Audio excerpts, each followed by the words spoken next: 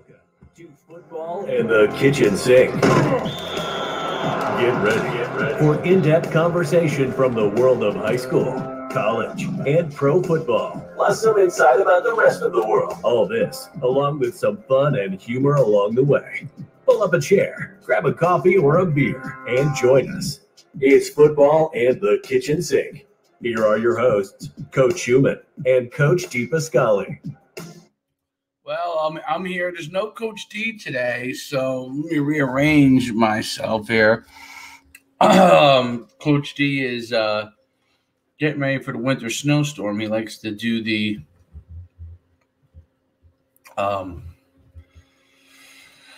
shoveling. So we're about to have a big storm, I guess, tomorrow. My man Troy is off from school. Might be one of the easiest school years of on the planet.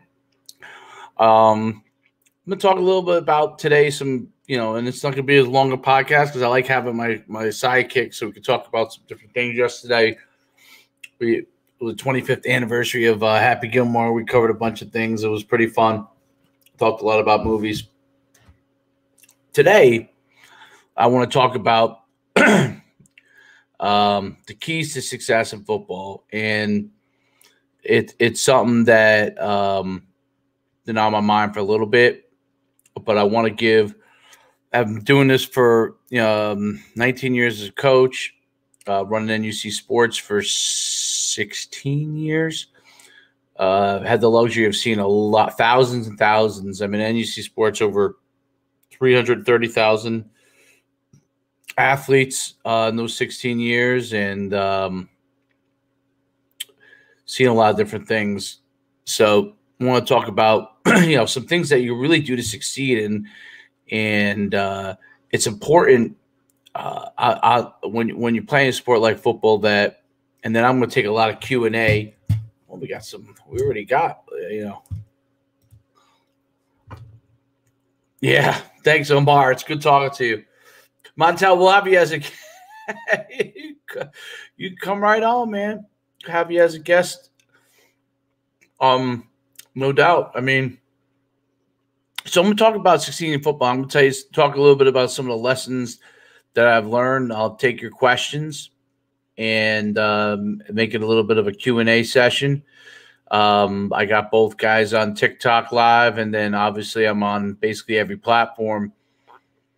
But for the young athletes and coaches, recruiting has become more and more a changing item, and so much is changing so fast because of the advent of being virtual and everything that's changed from a football standpoint down to a recruiting standpoint because of it is totally new in this last year alone. And I've been since the time when I was playing where you used videotapes to send out film. It was hard to send them out because you had to send 16 millimeter actually originally. Then it was video.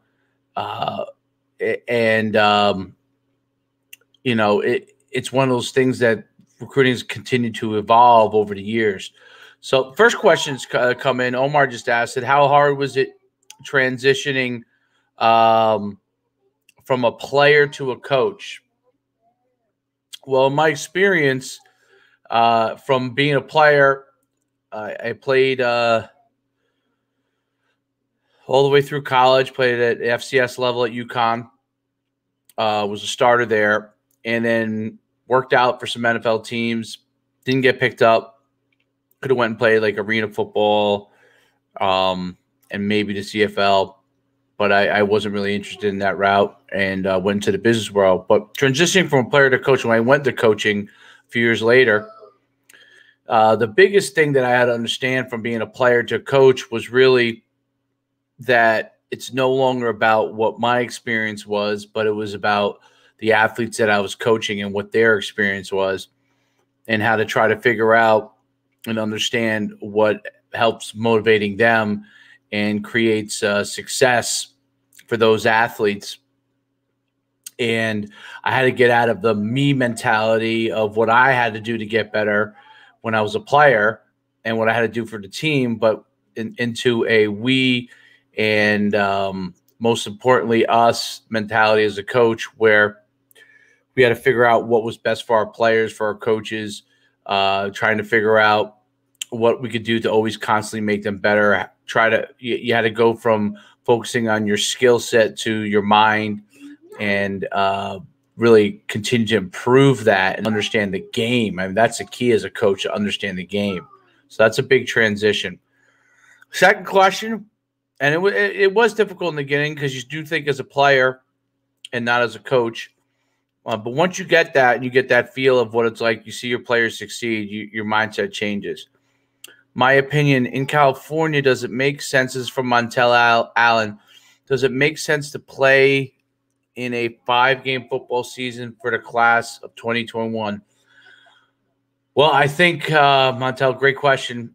I don't know exactly what's going on in California, but if they could have spring football for those guys, I think, it'd be a welcome thing. Now, it would be different because a lot of players are going off to college and you might lose some guys, but for those guys, I think it stinks that they don't have a 2021 season. I don't know at this point what kind of season would be, but I don't think they shouldn't have. They should have played. Most places did, and now they're kind of in that 8-ball spot. California's a strange place with everything right now. So I don't know how exactly that would work. Another question from Omar: do you ever wish that if I took the route to go to CFL? Yeah, I think I'd still be coaching, but I don't know. I mean, if I had gone to CFL, I don't. I mean, pro football comes to an end, so who knows how long it would have lasted. But I was really at the time much more interested in working in business. This is before I started coaching and getting that experience and getting on with my own life. Next question. Okay, next question I have. I'm 5'11", 225, defensive end, 4'6", 40. Should I switch to linebacker? Well, in high school, you've got to play wherever. And this comes from, I can't exactly see it. Joe Mama 79. You should play wherever your team needs you and where the coach thinks it's best for you to help the team. Without seeing film, and you're welcome to send me your film. Any guys that want to send me film, I can't say that I'm going to get to all of them, but I try to look at as many as I can. 5'11", 225, you're big enough to be, you might be bigger than a lot of linebackers in high school. You have kind of a defensive end body at 5'11", 225, but you got to figure out what the team needs you to play.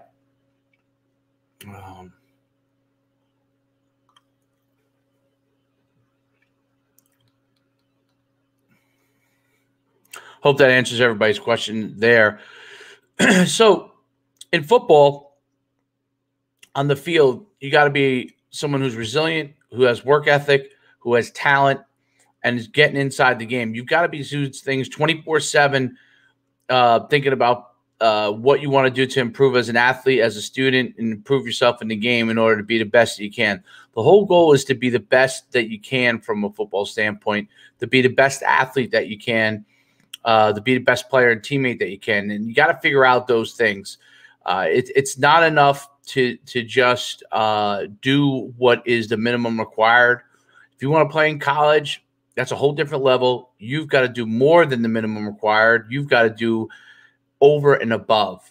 And over above is key in order to be able to have an opportunity to succeed and to be a college player. See, a lot of people want to play in college. They think they want to play in college, but they don't know what it entails. And that requires hard work all the time. It's hard work. It's hard work. It's a lot of effort, and it requires a lot of sacrifice in order to be a great player and to be able to play in college. It's not for everybody. You got to be a dog. You got to be someone that wants to be great to be able to play in college. How can you read the defense as a quarterback like Tom Brady?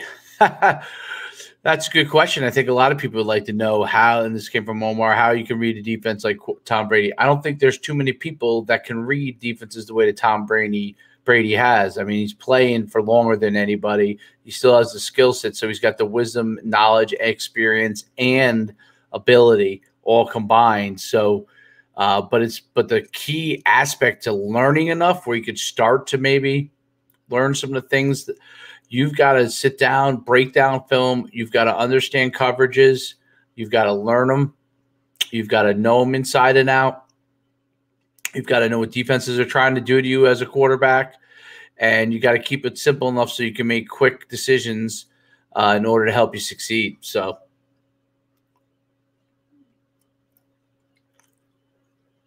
how do you increase this comes from over on TikTok from Madden.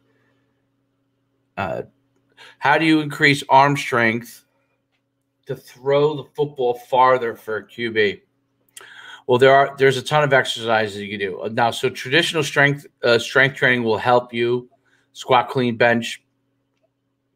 Okay, those areas are definitely. So you want to develop hip strength and flexibility, lower body strength, meaning thighs, glutes, hamstrings, and then arm strength, which is the finishing touch of your throwing, which is, shoulders, front and back, and on top, and then obviously some of your chest and tricep muscles.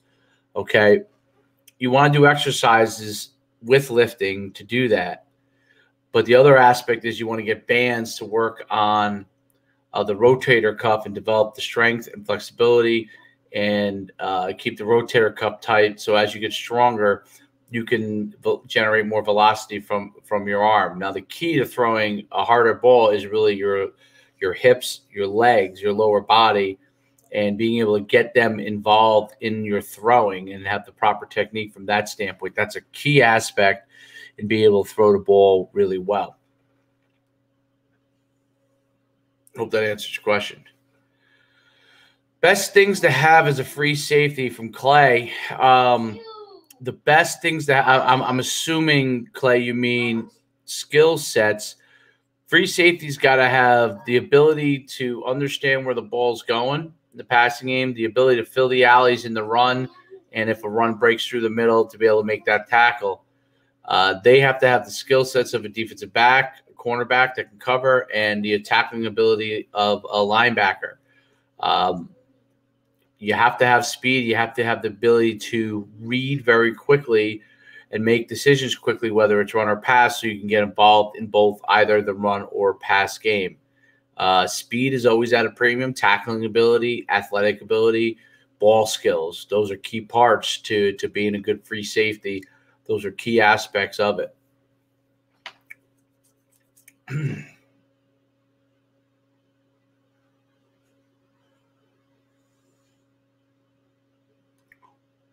Okay, Dominic, 6'2", 170, too small for wideouts? No, 6'2", 170 is good size for a wideout. I just don't know what grade you're in. Donnie, Madden, I'm 5'11", 160. 8th grade, is that good size for 8th grader? Yeah, you got good size. Focus on the skill sets and continue to improve your strength, your arm strength, your ability, your athletic ability. So, yeah, I mean, Donnie, definitely a good size. So those are all key aspects to improving as a football player, okay? In the second half of this, we'll break down the top end of the NFL draft.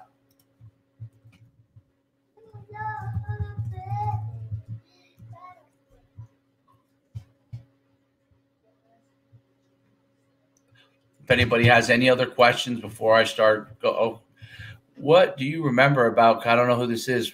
What do I remember about coaching at Powell Park?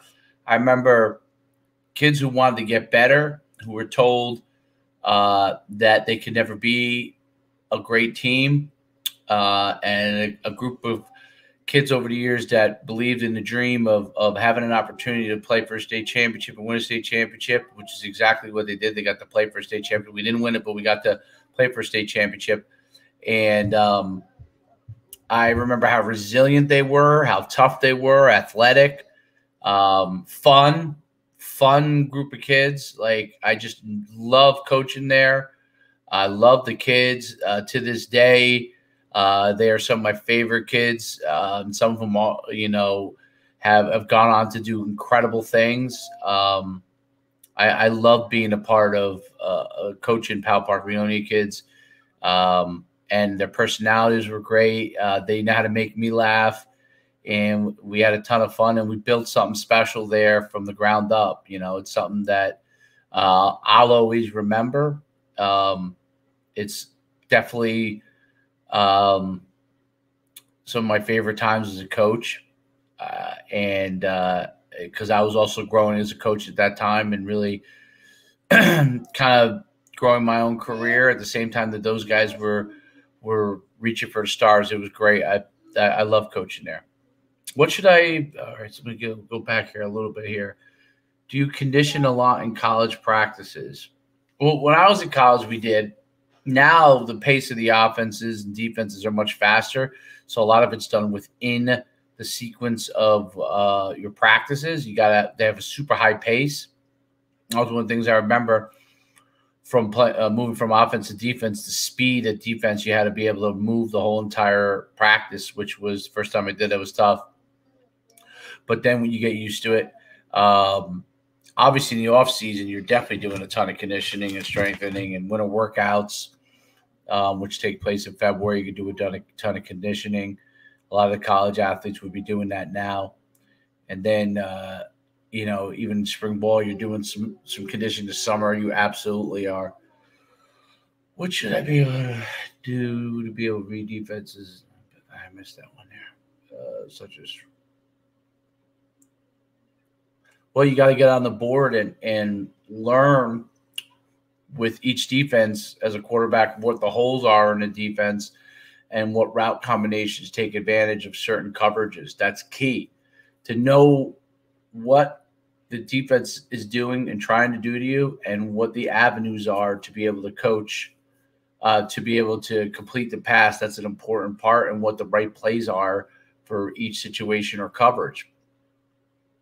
One more question. I'm a 5'5" running back, class 2023 at Powell Park. Okay. Is there any way I could use my small size and speed as an advantage? Yeah. I mean, we used to have a ton of guys that were smaller.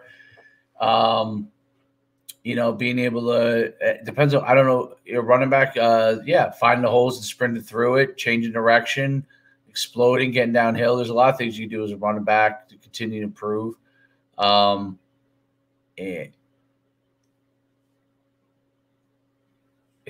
see here. All right. 6'4", 205 wide receiver tight end. Thought about putting some weight on and going to edge. Would you agree?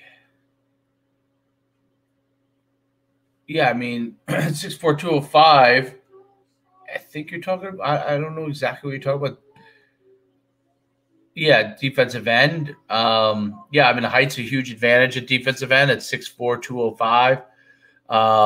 Speed, if you have that athleticism of a wide receiver to be able to go and play defensive end, definitely is going to be an asset. That length and speed is a key aspect to being able to do that. So,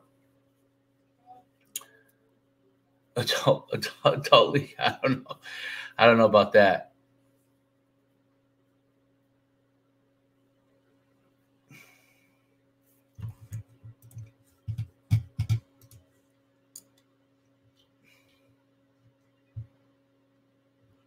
Coach, what should I do to get faster? And what's a good 40 time? Well, in order to get faster, you got to learn how to, number one, run properly and how to be able to leverage your speed and sprinting. So you want to have good sprinting technique. You've got to be able to do drills between plyometric sprinting drills, strengthening in order to improve your speed. I mean, those are key aspects. You could do accelerators. You could do change of direction and then exploding. There's a lot of different things you could do.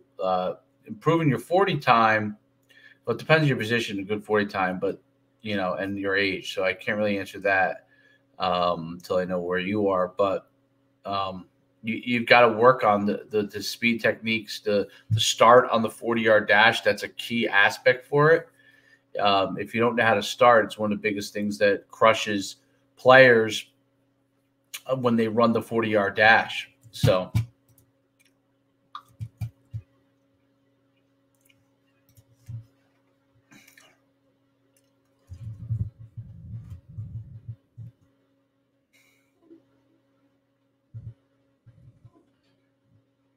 going on, Michael?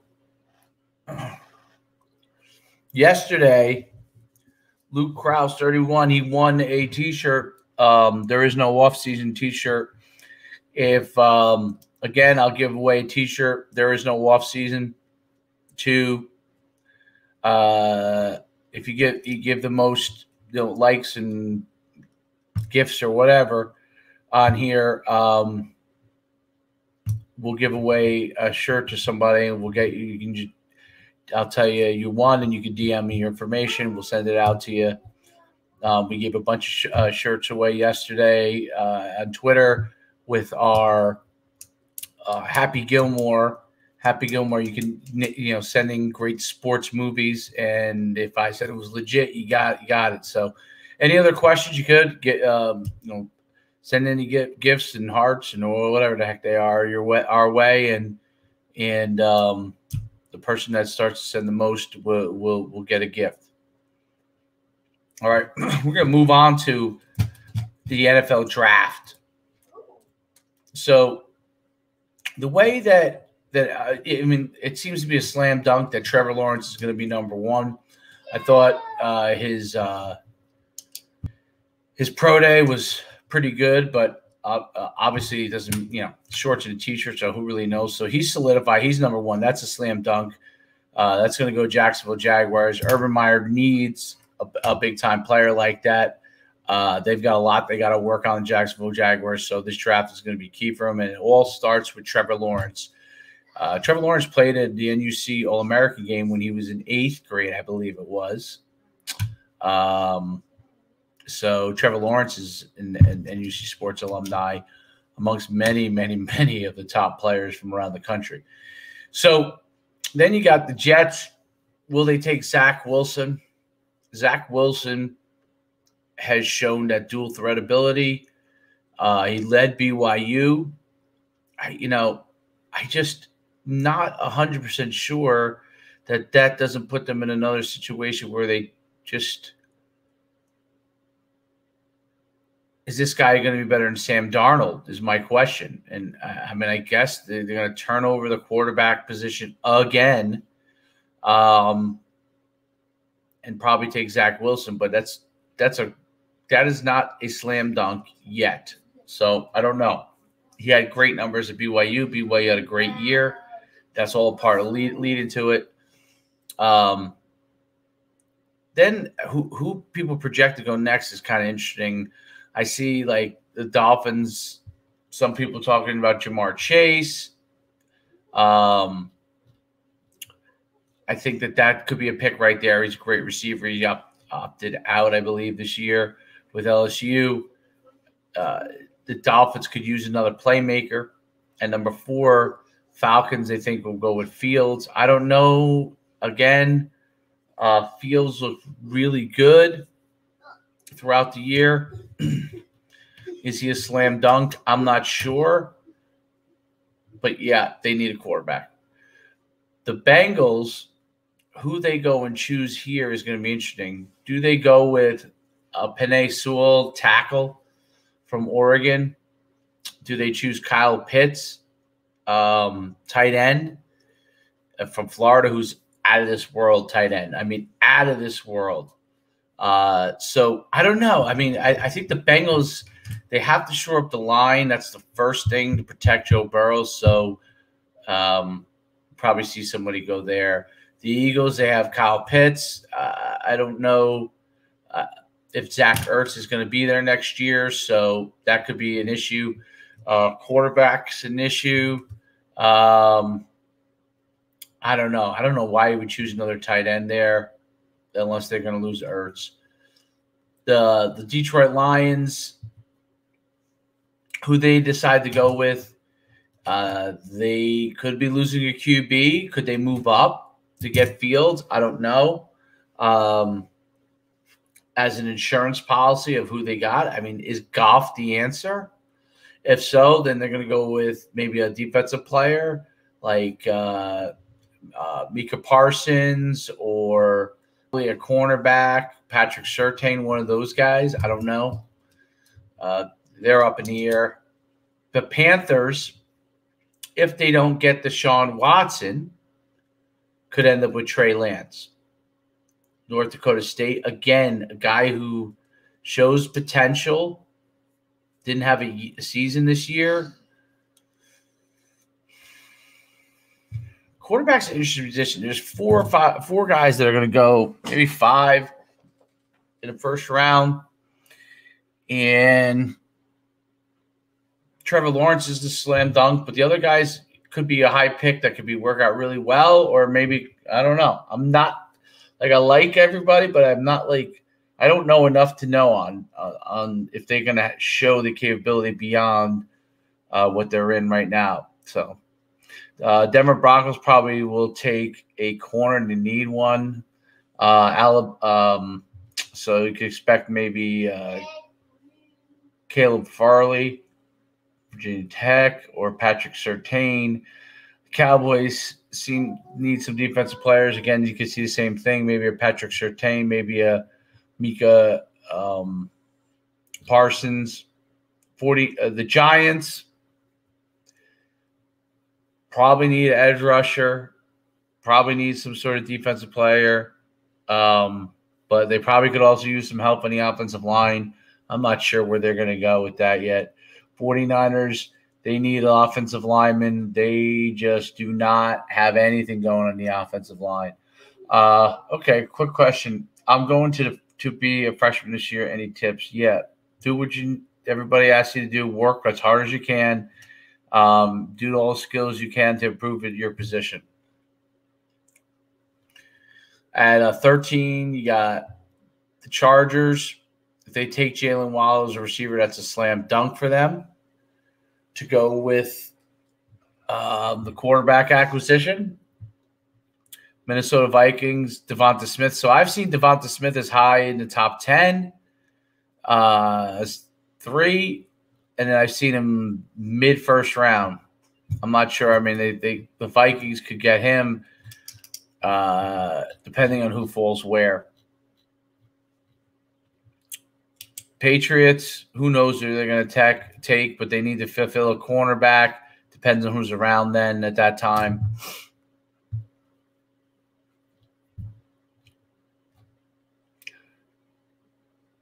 The Cardinals, they need a lineman, more linemen for their quarterback. Expect them to take somebody there, maybe Elijah Vera Tucker from USC. Las Vegas, they need a defensive end. Whoever the best defensive end on the board is at the time, take him. Miami Dolphins, with their second pick, if they take a receiver early on, expect them to go to Najee Harris, running back.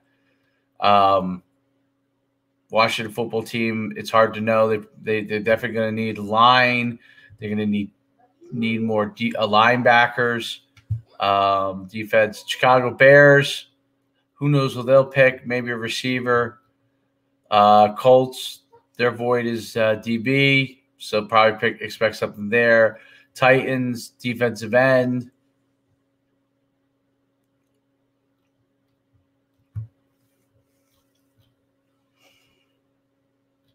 Question then becomes, which quarterback goes when? It'll probably be, if you go to quarterbacks, it's going to be first is going to go Trevor Lawrence as far as from a quarterbacks, the top 5 guys. The second guy, Justin Fields could have been that second guy, but just, I guess, the performance in the playoffs ends up hurting them there. So, all right, I got to jump off here for a little bit, guys. I'll come back on.